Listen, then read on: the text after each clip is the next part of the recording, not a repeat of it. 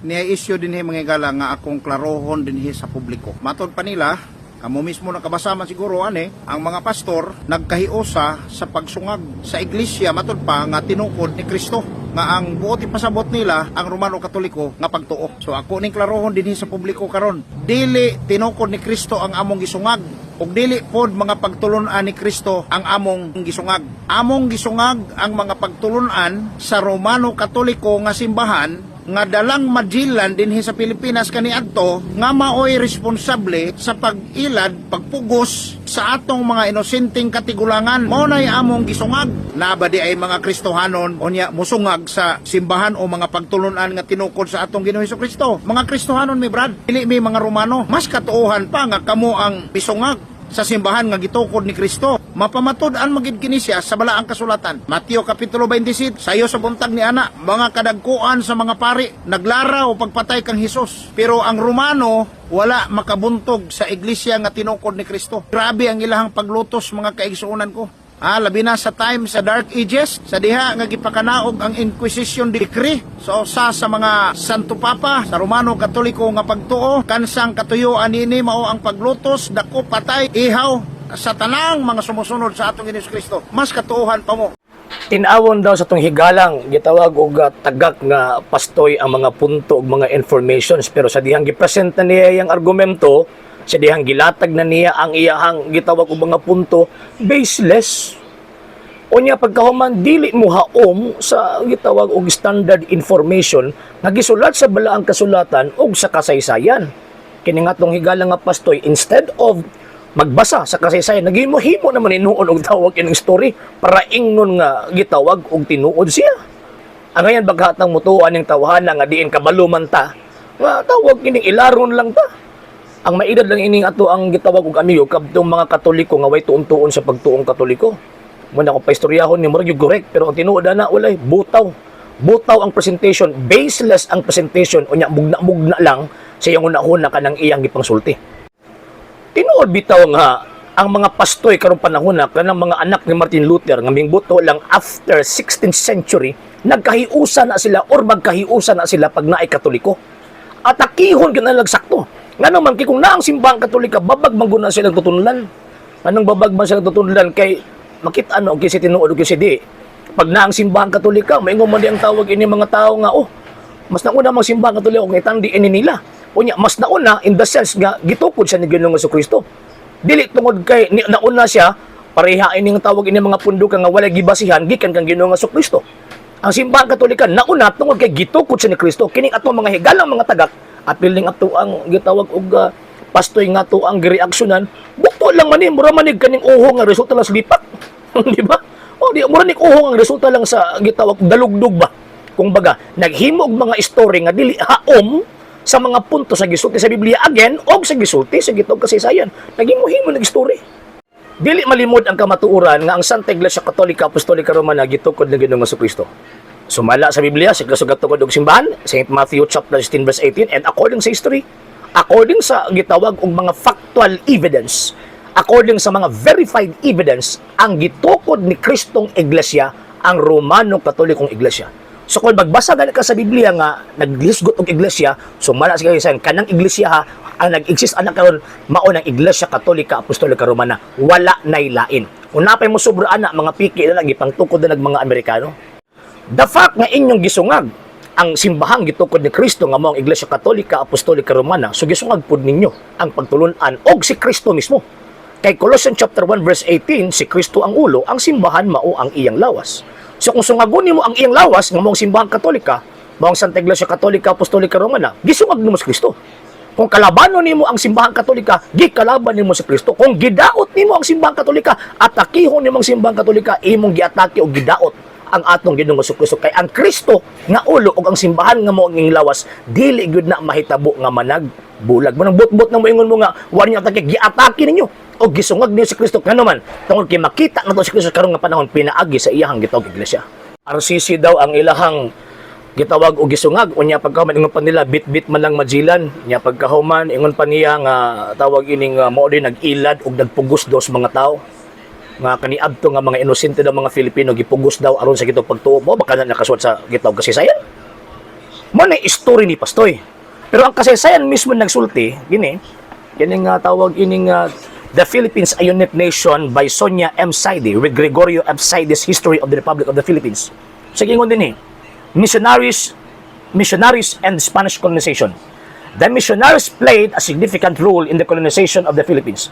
They came with the conquistadores. They bravely penetrated the uncharted mountains and explored unexplored jungles and enduring great hardships and not infrequently suffering a martyr's death in the course of their evangelical labors. Liman ka, pamatyon pa din sila. Kanya pagkahuman, gipugos na noon nila mga tao kaniyadto.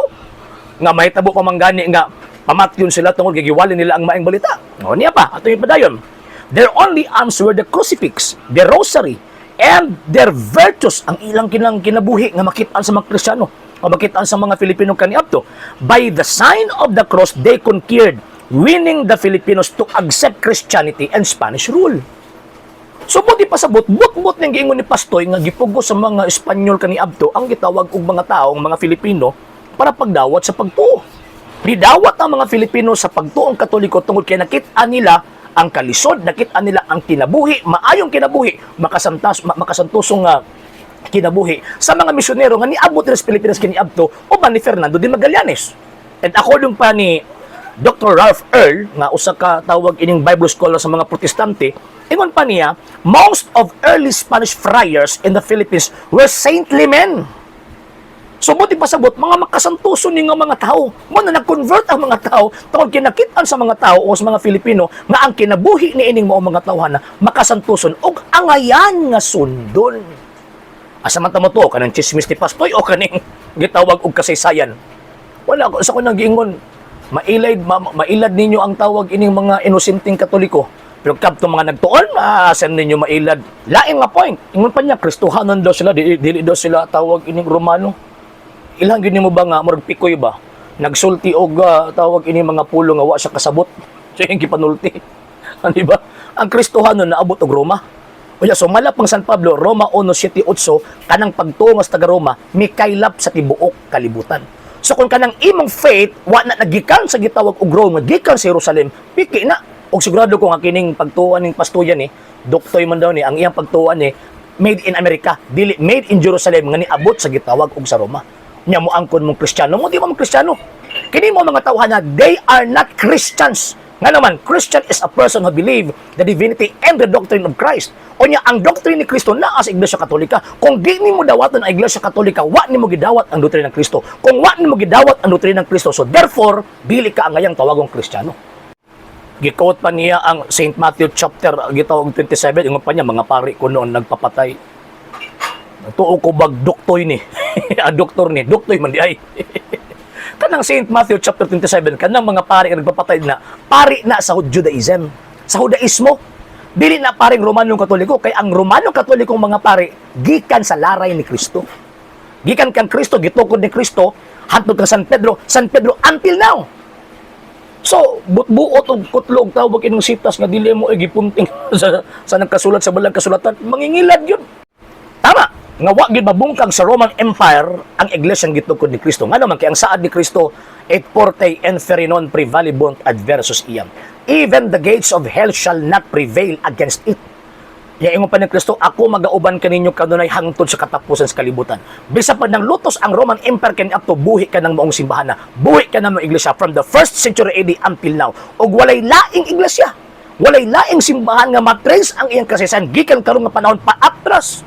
Sa mga gipang lutos ng mga Kristiyano sa panahon, sa first 300 years, walay lain ang Iglesia Katolika, Apostolika Romana. Wal nagyulain. Kung naapay lain, peke na. Bot-bot na nga sikta sama anong gipasakupan natong higalang pastoy. Naanap po niyang ginama-gama o buhat-buhat nga story sa ato ang gitawag og higalang pastoy. Ingon pa niya, Dark Ages ko no. Naggrabe daw ko nung pagpamatay, gihimo sa Romano Katoliko. Ilang yung kaya nga wa nagbasag kasaysayan. Instead of bubasag history, ang ilang kaugalingong istorya mo, ilahang gituuhan. Sa mga pagpangluto sa Dark Ages, ang Dark Ages, but pasabot na intellectual darkness. Kaya gisulong sa mga barbaro ang Western Empire nga naa ditong Romanong Katoliko, o tungod ni ana na kunkir nila, o nya walay gitawag og klarong gobyerno, walay klarong edukasyon, walay klaro nga pamalakad sa gobyerno mo ng Dark Ages. Nagsugod na sa 475. Kanya nga nabot mga inquisition. Nga sa panahon sa inquisition, kana nga tawag ini nga panahon, mao man na ang paghari, pagkuyanap sa gitawag og mga muro sa Espanya. Unya, kanang gitawag og pagkuyanap sa muro sa Espanya, nakadaot na sa susyudad sa Espanya at that time. Mo na nagpatawag o nihangyo si Reina Isabela o si King Ferdinand nga maghimo og inquisition. Giaproba sa to papa. Unsa man na inquisition? Inquisition abot pasabot inquiry. Dili na to murder o to kill. Pagkakalang yun, no? Ang pinakabugat nga mahatag sa Iglesia Katolika nga silot niya atong mga taong irihis, excommunication. Dili tawag ining execution. No, dili na mao. Dili na mao. Ang mag-execute concerning capital punishment, ang gobyerno, dili ang Iglesia Katolika. Basa-basa lagi tawag ining history to. Ay lagi na ipatuon ng imuhang gitawag og story man ang imo, di man namin nagkabutang sa gitawag bala ang kasulatan og sa gitawag og kasaysayan. Inquisition. And lastly, kanang gingon nga inquisition diha sa or kanang gingon ninyong giluto sa Kristiyano, mga irihis man na. Nagtudlo man ang mga butang sukwahi sa tudlo sa mga apostol, mo nagi-condemn. Kanang gingon niyo mga Kristiyano kuno, mga irihis na. Di na mo tuos sa Dios. Tawag in nagbuhat-buhat og ilang kawalong doktrina nga dili mo doktrina sa gitawag mga apostol. Nya mo na dapigan ninyo. Irihis gyud ni. Irihis. Ilaro mi ninyo ay gyud ilara kay di mi ninyo mailad. Di mi ninyo masulod sa inyong boss kay dagko kami. Okay? Sa hindi pa po nakapag-follow sa mga pages po natin, i-follow nyo po yung mga pages po natin, RJ Horolanciano II, TV Apolia Punto Argumento page, Kuya Apologist TV page, and RJ's Vlog 2022. And pwede rin po kayo mag-send po dyan ng Facebook stars. And also, sa ating po mga channels, sa hindi po nakapag-subscribe, subscribe po ninyo yung mga channels natin, Dalay Catholic, Apologist International Official, RJ Sano II TV, Kuya Apologist TV, and Barrio Kawayan Religious Forum. And pwede rin po kayo mag-send po dyan ng super sticker, super chats, and super thanks. And maraming salamat po sa mga kapatid at mga Katoliko na ulis pong tumutulong sa programa po natin. Maraming salamat po. Nang dahil po sa tulong at suporta po ninyo, ang programa pong ito, until now, andito pa rin po sa social media. And until now din po, nangangailangan pa rin po tayo sa tulong at suporta po ninyo dahil wala po kami magagawa rito mga sir, mga ma'am, kung wala po yung tulong at suporta po ninyo. Sa gusto pong tumulong, sa gusto pong sumuporta, pwede po ninyong ipadala ang tulong at suporta po ninyo sa pamamagitan po ng ating mga account numbers dyan po sa ating pong screen. And pwede nyo po kaming i-message sa ating pong page kung via remittance po yung papadala po ninyo. Maraming salamat po in advance.